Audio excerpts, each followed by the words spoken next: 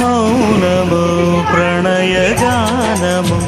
మనసుదానము తెలుసుకో నీవు కలిసి నేనుగాలసి తోడుగా పిలిచి వలచాలే శిలలే చిగురించిన శిల్పం చెలిగా పిలిచే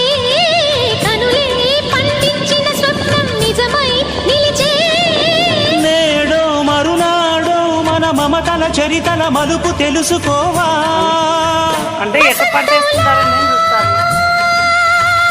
వేసిన పంటలు ఎక్కడన్నా పోయి మళ్ళా ఎట్ట పంట వేస్తారో అది నిరీక్షించే కంటికే పాపలా